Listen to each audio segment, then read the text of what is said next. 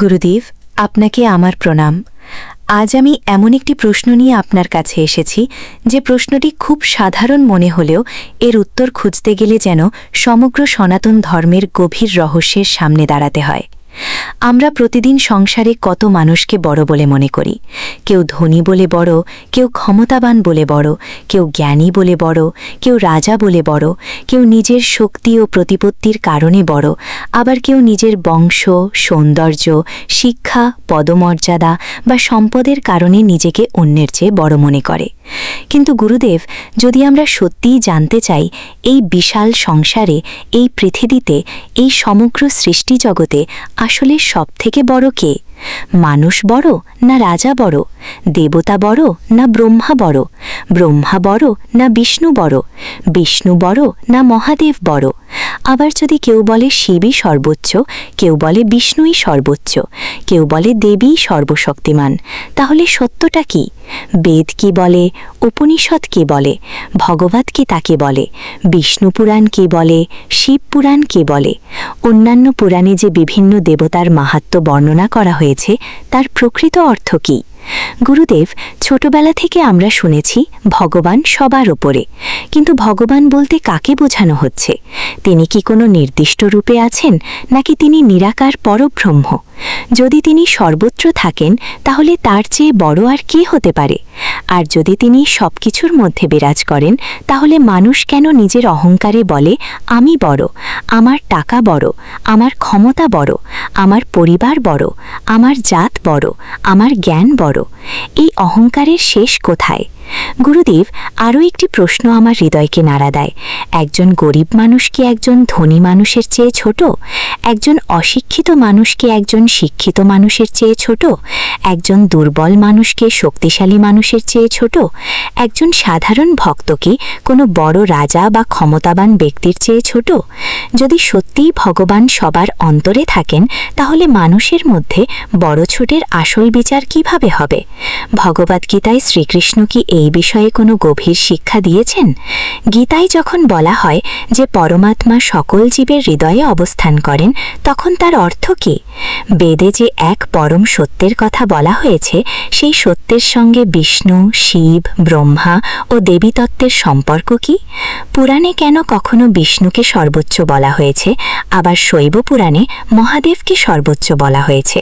তাহলে কি শাস্ত্রগুলোর মধ্যে বিরোধ আছে, নাকি এর পেছনে এমন কোনো গভীর রহস্য আছে যা সাধারণ মানুষ বুঝতে পারে না?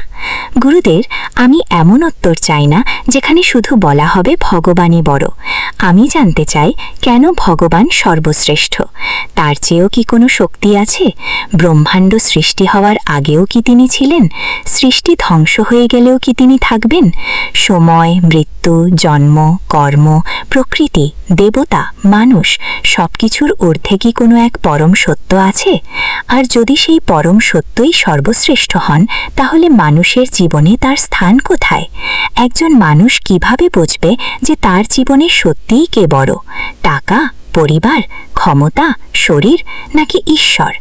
গুরুদেব, আজ আপনি গীতা, বেদ, উপনিষদীয় তত্ত্ব, বিষ্ণু পুরাণ, শিব পুরাণ এবং সনাতন ধর্মের বিভিন্ন দর্শনের আলোকে এই রহস্য সম্পূর্ণভাবে উদ্ঘাটন করুন। আমাকে এমনভাবে বোঝান যাতে একজন সাধারণ মানুষও বুঝতে পারে সংসারের সবথেকে বড় কে, কেন তিনি সবচেয়ে বড়, এবং মানুষ কেন নিজের ছোট জীবনের মধ্যে এত অহংকার করে বেড়ায়। আমি জানতে চাই, সত্যিই যদি ঈশ্বরই সর্বশ্রেষ্ঠ হন, তাহলে সেই ঈশ্বরকে পাওয়ার চেয়ে বড় কি আর কোনো অর্জন আছে? এবং শেষ পর্যন্ত একজন মানুষ যখন মৃত্যুর মুখোমুখি দাঁড়াবে, তখন তার টাকা, ক্ষমতা, পরিচয়, অহংকার ও সংসারের সম্পদ কিছুই সঙ্গে যাবে না। তাহলে সেই সময় তার সঙ্গে আসলে কে থাকবে? গুরুদেব, আজ আমার এই প্রশ্নের উত্তর শুধু আমার জন্য নয়, তাদের জন্যও দিন যারা সারা জীবন আমি বড় বলতে বলতে নিজের জীবনের প্রকৃত সত্যটাকেই ভুলে গেছে। বলুন গুরুদেব, এই সংসারে, এই জগতে সমস্ত সৃষ্টি ও সমস্ত শক্তির ঊর্ধ্বে সত্যিই সবথেকে বড় কে? বৎসে, তোমার প্রশ্নের মধ্যে মানুষের সমগ্র জীবনের একটি গভীর অনুসন্ধান লুকিয়ে আছে। সংসারে সবথেকে বড় কে? এই প্রশ্নের উত্তর দিতে গেলে প্রথমেই আমাদের বুঝতে হবে বড় কথাটির অর্থ কী। যদি বড় বলতে টাকা বোঝো তাহলে একজনের চেয়ে আরেকজন ধনী বড়, যদি বড় বলতে ক্ষমতা বোঝো তাহলে একজন রাজা আরেকজন সাধারণ মানুষের চেয়ে ক্ষমতাবান, যদি বড় বলতে জ্ঞান বোঝো তাহলে একজন পণ্ডিত অন্যের চেয়ে জ্ঞানী হতে পারেন। কিন্তু তুমি যদি প্রশ্ন করো সমস্ত সৃষ্টি, সমস্ত শক্তি, সমস্ত সময়, সমস্ত প্রাণ, সমস্ত দেবতা এবং সমগ্র জগতের ঊর্ধ্বে কে, তাহলে সনাতন ধর্মের গভীরতম উত্তর হল পরম সত্যই সর্বশ্রেষ্ঠ। সেই পরম সত্যকে বিভিন্ন শাস্ত্র বিভিন্ন নাম ও রূপে উপলব্ধি ও উপাসনা করেছে। বেদান্তে তাকে বলা হয় ব্রহ্ম, ভক্তির ধারায় তিনি ভগবান, যোগ দর্শনে তিনি পরমাত্মা হিসেবে উপলব্ধ হন। এই তিনটি শব্দকে অনেক আচার্য পরম সত্যের তিনটি উপলব্ধির দিক হিসেবে ব্যাখ্যা করেছেন। তাই সবথেকে বড় কে, এই প্রশ্নের গভীর উত্তর কোনো সাধারণ মানুষের নাম নয়, কোনো রাজা নয়, কোনো ধন সম্পদ নয়, এমনকি সৃষ্টির কোনো সীমিত শক্তিও নয়। যিনি সকলের কারণ, যার ওপর সমস্ত অস্তিত্ব নির্ভরশীল, যিনি সমস্ত জগতের অন্তর্যামী এবং যার ঊর্ধ্বে আর কোনো স্বাধীন পরম সত্য নেই, তিনিই সর্বশ্রেষ্ঠ। ভগবদ্গীতায় শ্রীকৃষ্ণ সপ্তম অধ্যায়ে ঘোষণা করেন, মত্তঃ পরতরং নান্যৎ কিঞ্চিদস্তি ধনঞ্জয়, অর্থাৎ হে ধনঞ্জয়, আমার চেয়ে পরতর আর কিছু নেই। এখানে শ্রীকৃষ্ণ নিজের পরম ঈশ্বরত্ব প্রকাশ করছেন। আবার গীতার দশম অধ্যায়ে তিনি নিজের ঐশ্বর্য বা বিভূতিগুলির কথা বলতে গিয়ে দেখান যে জগতের মধ্যে যা কিছু মহৎ, শক্তিশালী, সুন্দর বা গৌরবময় তা তার ঐশ্বর্যের প্রকাশ হিসেবে দেখা যেতে পারে।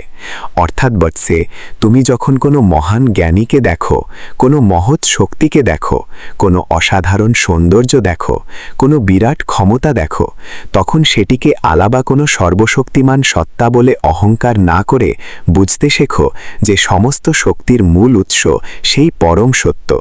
আর এই কারণেই মানুষের অহংকার আসলে অজ্ঞতার ফল।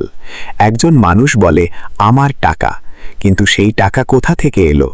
জন্মের সময় সে কি টাকা নিয়ে এসেছিল? মৃত্যুর সময় কি সে সেই টাকা সঙ্গে নিয়ে যেতে পারবে? একজন বলে আমার শরীর, কিন্তু এই শরীর কি তার নিজের সৃষ্টি? সে কি নিজের হৃদয় তৈরি করেছে, নিজের শ্বাস তৈরি করেছে, নিজের মস্তিষ্ক তৈরি করেছে? সে কি নিজের জন্মের সময় নির্ধারণ করেছে? সে কি নিজের মৃত্যুর সময় নির্ধারণ করতে পারে? যদি না পারে, তাহলে আমি সবকিছুর মালিক, এই অহংকার কোথা থেকে আসে? গীতা আমাদের এই অহংকারের প্রকৃতি বুঝতে সাহায্য করে। প্রকৃতি তার নিজের গুণের দ্বারা বহু কর্ম সম্পন্ন করে, অথচ অহংকারে মোহগ্রস্ত মানুষ ভাবে আমি কর্তা। এই আমি কর্তা ভাবটাই মানুষের বন্ধনের অন্যতম কারণ। বাৎসে, এবার তোমার আরেকটি প্রশ্নের উত্তর দিই। ব্রহ্মা, বিষ্ণু, শিব, তাদের মধ্যে কে বড়? এখানে খুব সাবধানে বুঝতে হবে। পুরাণগুলো বিভিন্ন দেবতার মাহাত্ম্য বর্ণনা করে। বৈষ্ণব পুরাণে বিষ্ণু বা নারায়ণকে পরম তত্ত্ব হিসেবে প্রতিষ্ঠা করা হয়। শৈব পুরাণে মহাদেবকে পরমেশ্বর হিসেবে মহিমান্বিত করা হয়। শাক্ত পরম্পরায় আদ্যাশক্তি বা দেবীকে পরম শক্তি হিসেবে উপলব্ধি করা হয়। একজন ভক্ত নিজের ইষ্ট দেবতাকে সর্বোচ্চ বলে ভক্তি করতে পারেন। এটি সনাতন ধর্মের একটি বিস্ময়কর বৈশিষ্ট্য। কিন্তু এর অর্থ এই নয় যে প্রতিটি পুরাণের বক্তব্যকে সাধারণ মানুষের মতো প্রতিযোগিতার ভাষায় পড়তে হবে। আমার দেবতা বড়, তোমার দেবতা ছোট। পুরাণের মাহাত্ম্য বর্ণনার পেছনে ভক্তির একটি বিশেষ পদ্ধতি আছে। ভক্ত যে রূপে পরম সত্যকে অনুভব করেন, সেই রূপের প্রতি সম্পূর্ণ আত্মসমর্পণ করাই তার সাধনার পথ। তাই একজন শৈব যখন বলেন মহাদেবী পরম, একজন বৈষ্ণব যখন বলেন নারায়ণী পরম, একজন শাক্ত যখন বলেন আদ্যাশক্তিই পরম, তখন তাদের আধ্যাত্মিক পরম্পরা ও দর্শনের কাঠামো বুঝতে হবে। একে সাধারণ মানুষের রাজনৈতিক প্রতিযোগিতার মতো কে জিতল বলে বিচার করলে শাস্ত্রের গভীরতা নষ্ট হয়। বেদের প্রাচীন তত্ত্বেও একটি পরম সত্যের ধারণা রয়েছে। ঋগ্বেদের বিখ্যাত বাণী একাংসাদ বিপ্রা বহুধা পদান্তি, অর্থাৎ সত্য এক। জ্ঞানীরা তাকে বিভিন্ন নামে অভিহিত করেন। এই ভাবনাটি সনাতন ধর্মের বহুমাত্রিক ঈশ্বর ভাবনার একটি গুরুত্বপূর্ণ ভিত্তি হিসেবে বহুবার আলোচিত হয়েছে। তবে এই একটি বাক্যকে ব্যবহার করে সমস্ত হিন্দু দর্শনের পার্থক্য মুছে ফেলা উচিত নয়, কারণ বিভিন্ন দর্শন পরম সত্যের প্রকৃতি ও ঈশ্বর জীবজগতের সম্পর্ককে বিভিন্নভাবে ব্যাখ্যা করে। কিন্তু একটি গভীর মিল রয়েছে। মানুষের সীমিত অহংকারের ঊর্ধ্বে একটি পরম সত্য আছে। উপনিষদীয় দর্শনে সেই পরম সত্যকে জানার অনুসন্ধানই মানব জীবনের অন্যতম শ্রেষ্ঠ উদ্দেশ্য। আমি কে এই প্রশ্নের সঙ্গে পরম সত্য কি এই প্রশ্ন অবিচ্ছেদ্য। তুমি যদি নিজেকে শুধু শরীর মনে করো তাহলে তুমি বলবে আমার শরীরই আমি, কিন্তু শরীর প্রতিনিয়ত পরিবর্তিত হচ্ছে। শৈশবের শরীর নেই, কৈশোরের শরীর নেই, যৌবনের শরীরও একদিন থাকবে না। তবুও তোমার মধ্যে আমি বোধটি ধারাবাহিকভাবে উপস্থিত। গীতা 2য় অধ্যায়ে আত্মার নিত্যতার শিক্ষা দিয়ে এই সত্যের দিকে নির্দেশ করে। শরীর পরিবর্তনশীল, কিন্তু আত্মা নিত্য। এই শিক্ষা মানুষকে বাহ্যিক পরিচয়ের ঊর্ধ্বে উঠতে সাহায্য করে। আর গীতার 5ম অধ্যায়ে শ্রীকৃষ্ণ নিজেকে জীবের অন্তরে অবস্থিত পরম সত্তার সঙ্গে সম্পর্কিত করে বলেন যে তিনি সকলের হৃদয়ে অবস্থান করেন। 7ম বা 8ম অধ্যায়ের বিভিন্ন শিক্ষায়ও আত্মসমর্পণ ও পরম আশ্রয়ের কথা এসেছে।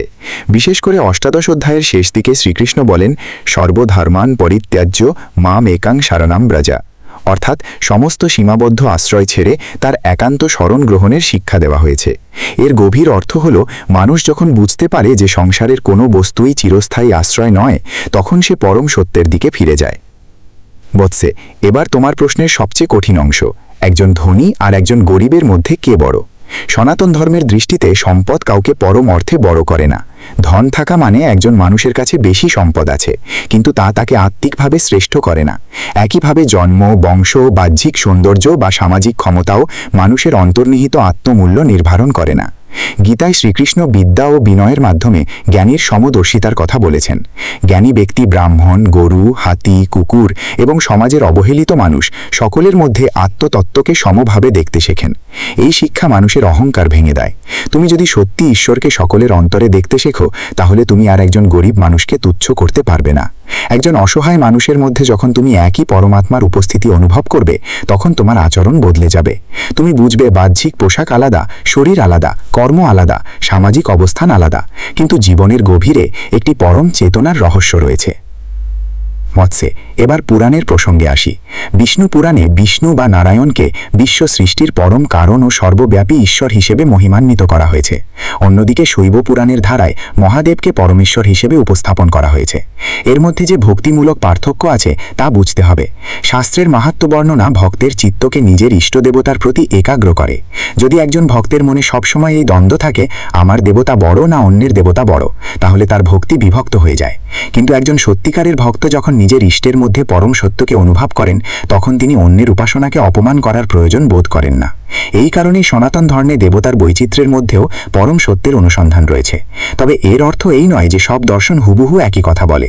বৈষ্ণব, শৈব, শাক্ত, স্মার্ত এবং বিভিন্ন বেদান্ত দর্শনের নিজস্ব তাত্ত্বিক ব্যাখ্যা রয়েছে। কিন্তু আমাদের প্রশ্ন যদি হয় সর্বোচ্চ কে, তাহলে উত্তর দিতে হবে পরম সত্যের স্তরে, যিনি সীমাবদ্ধ নন, যার অস্তিত্ব অন্য কিছুর ওপর নির্ভর নয়, যার দ্বারা অন্য সব কিছু অস্তিত্ব পায়, তাকেই সর্বোচ্চ বলা যায়। বৎসে, এবার একটি গভীর রহস্য শোনো। মানুষ সাধারণত মনে করে যার কাছে সবচেয়ে বেশি ক্ষমতা সেই সবচেয়ে বড়। কিন্তু মৃত্যু এসে এই অহংকার ভেঙে দেয়। পৃথিবীর সবচেয়ে ধনী মানুষও মৃত্যুকে কিনতে পারে না। পৃথিবীর সবচেয়ে শক্তিশালী রাজাও সময়কে থামাতে পারে না। সবচেয়ে বড় বিজ্ঞানীও নিজের শরীরকে চিরস্থায়ী করতে পারে না। সবচেয়ে সুন্দর মানুষও বার্ধক্যকে আটকাতে পারে না। অর্থাৎ যে শক্তির ওপর মানুষের কোনো নিয়ন্ত্রণ নেই, সেই শক্তির সামনে মানুষের অহংকার কত ক্ষুদ্র।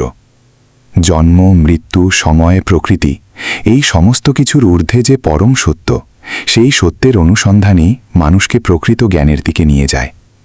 তাই বৎসে, সংসারে সবচেয়ে বড় হওয়ার জন্য মানুষের এত প্রতিযোগিতা আসলে অজ্ঞতার ফল। কেউ চায় অন্যের চেয়ে বেশি টাকা, কেউ চায় বেশি সম্মান, কেউ চায় বেশি অনুসারী, কেউ চায় নিজের নাম সবাই জানুক। কিন্তু একদিন যখন শরীর মাটিতে ফিরে যাবে, তখন এই পরিচয়গুলোর কোনোটিই স্থায়ী থাকবে না। তখন প্রশ্ন হবে, তুমি জীবনে কত সম্পদ জমিয়েছিলে তা নয়, তুমি তোমার চেতনা কতটা পরিশুদ্ধ করেছিলে। তুমি কত মানুষের ওপর ক্ষমতা দেখিয়েছিলে তা নয়, তুমি কত মানুষের প্রতি দয়া দেখিয়েছিলে। তুমি কত বড় পদে ছিলে তা নয়, তুমি কতটা সত্যের পথে ছিলে। তুমি কত মানুষকে নিজের অধীন করেছিলে তা নয়, তুমি নিজের মনকে কতটা নিয়ন্ত্রণ করতে পেরেছিলে। এটাই প্রকৃত মহত্ব। বৎসে, তাই মনে রেখো, সংসারে সবচেয়ে বড় হতে চাইলে অন্যকে ছোট করো না, কারণ যে অন্যকে ছোট করে নিজেকে বড় করতে চায় সে নিজের অজ্ঞতাকেই প্রকাশ করে। সত্যিকারের বড় মানুষ জানেন তার শক্তি সীমিত, তার জীবন সীমিত, তার শরীর ক্ষণস্থায়ী, কিন্তু তার সামনে সত্যের অনুসন্ধানের পথ অসীম। শ্রীকৃষ্ণ গীতায় কর্ম, জ্ঞান, ভক্তি ও আত্মসমর্পণের পথ দেখিয়েছেন। তাই মানুষের প্রকৃত মহত্ব তার জন্মে নয়, তার চরিত্রে, তার সম্পদে নয়, তার ব্যবহারে, তার ক্ষমতায় নয়, তার সংযমে, তার কথায় নয়, তার কর্মে, আর তার বাহ্যিক পরিচয় নয়, তার অন্তরের সত্যে। এখন তুমি যদি আমাকে একেবারে এক বাক্যে জিজ্ঞেস করো, গুরুদেব, সংসারে সবথেকে বড় কে, তাহলে আমি বলবো, যিনি সকলের উৎস, সকলের অন্তর্যামী, সকল শক্তির পরম আশ্রয় এবং যার ঊর্ধ্বে কোনো স্বাধীন পরম সত্য নেই, সেই পরমেশ্বরই সর্বশ্রেষ্ঠ। ভক্তির ভাষায় তিনি ভগবান, জ্ঞান দর্শনের ভাষায় তিনি পরব্রহ্ম, অন্তর্যামীর উপলব্ধিতে তিনি পরমাত্মা। তুমি তাকে কৃষ্ণ নামে ডাকো, নারায়ণ নামে ডাকো, শিব নামে ডাকো, দেবী নামে ডাকো। তোমার দর্শন ও ইষ্টের উপর নাম ও রূপের ব্যাখ্যা নির্ভর করতে পারে, কিন্তু মানুষের অহংকারের ঊর্ধ্বে যে পরম সত্য, সেই সত্যই সর্বোচ্চ আশ্রয়। আর বলছে, সেই সর্বোচ্চকে পাওয়ার জন্য মানুষকে প্রথমে কি করতে হবে জানো? নিজের অহংকারকে ছোট করতে হবে। কারণ যতক্ষণ মানুষ বলে আমি বড়, ততক্ষণ সে পরম সত্যের সামনে নিজের ক্ষুদ্রতাকে অনুভব করতে পারে না। যখন সে বলে, হে ঈশ্বর, আমার যা কিছু শক্তি, জ্ঞান, জীবন ও সামর্থ্য সব তোমার দান, আমি তোমার আশ্রিত, তখন তার ভিতরে ভক্তির দরজা খুলতে শুরু করে। এই আত্মসমর্পণ দুর্বলতা নয়, এটি অহংকারের অবসান। আর যে অহংকারকে জয় করতে পারে সেই প্রকৃত অর্থে বড়। তাই মনে রেখো, টাকা মানুষকে ধনী করতে পারে কিন্তু বড় করতে পারে না। ক্ষমতা মানুষকে শক্তিশালী করতে পারে কিন্তু মহৎ করতে পারে না। জ্ঞান মানুষকে পণ্ডিত করতে পারে, কিন্তু বিনয় না থাকলে তাকে জ্ঞানী করে না। আর ভক্তি, সত্য, দয়া, আত্মসংযম ও ঈশ্বর চেতনা মানুষকে প্রকৃত মহত্বের দিকে নিয়ে যায়। সংসারের চোখে তুমি বড় না ছোট তা সময়ের সঙ্গে বদলে যাবে, কিন্তু ঈশ্বরের পথে তুমি কতটা সত্য, কতটা নির্মল, কতটা দয়ালু, কতটা সংযমী এবং কতটা আত্মসমর্পিত, সেটিই তোমার জীবনের প্রকৃত মূল্য। তাই অন্যকে হারিয়ে বড় হওয়ার চেষ্টা করো না, নিজের অহংকারকে হারিয়ে বড় হও। অন্যের ওপর ক্ষমতা দেখিয়ে বড় হওয়ার চেষ্টা করো না, নিজের মনকে জয় করে বড় হও। সম্পদ জমিয়ে বড় হওয়ার চেষ্টা করো না, সৎ কর্ম জমিয়ে বড় হও। আর পৃথিবীর কাছে নিজের নাম বড় করার চেয়ে ঈশ্বরের কাছে নিজের হৃদয়কে নির্মল করার চেষ্টা করো। কারণ শেষ পর্যন্ত সংসারের সমস্ত বড়ত্ব ক্ষণস্থায়ী, কিন্তু পরম সত্যের সঙ্গে সম্পর্কই মানুষের জীবনের চিরন্তন অনুসন্ধান। এই হলো তোমার প্রশ্নের রহস্যের শেষ উত্তর। সর্বশ্রেষ্ঠ হলেন পরমেশ্বর, আর তার সৃষ্টির মধ্যে প্রকৃত বড় সেই যে নিজের অহংকারকে জয় করে সত্য, ধর্ম, দয়া, ভক্তি ও আত্মজ্ঞানকে জীবনের পথ করে নিতে পারে। এই সত্য হৃদয়ে ধারণ করতে পারলে তুমি বুঝবে, সংসারে বড় হওয়া নয়, সত্যের কাছে নিজেকে সঠিকভাবে চিনতে পারাই মানুষের সবচেয়ে বড় অর্জন।